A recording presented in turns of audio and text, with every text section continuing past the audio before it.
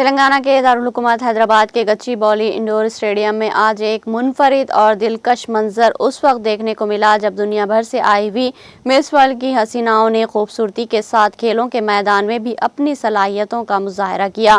یہ شاندار ایونٹ مس world foundation کی جانب سے بیوٹی ود پرپز پروگرام کے تحت منعقد کیا گیا، جس کا مقصد خوبصورتی کے ساتھ صحت مند طرز زندگی، کھیلوں کی اہمیت اور بین الاقوامی ہم آہنگی کا پیغام دینا تھا۔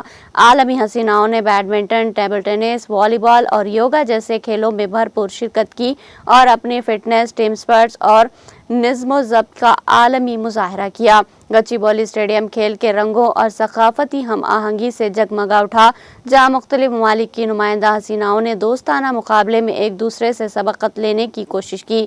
تلنگانہ حکومت کی جانب سے مہمان حسیناؤں کا شاندار استقبال کیا گیا۔ ایونٹ کے دوران حسیناؤں نے یوگا کی مشترکہ مشق بھی کی، جس کا مقصد عالمی سطح پر ذہنی سکون اور جسمانی صحت کے توازن کو اجاگر کرنا تھا۔ شہریوں نے مس ورلڈ امیدواروں کو خوش دلی سے دادی اور اسپورٹس کے جذبے کی زبردست ستائش کی۔ تلنگانہ کے اعلیٰ عہدیداران، مقامی اسپورٹس شخصیات اور مس ورلڈ آرگنائزیشن کے نمائندے بھی اس ایونٹ میں شریک ہوئے اور اس کی کامیابی کی ستائش کی۔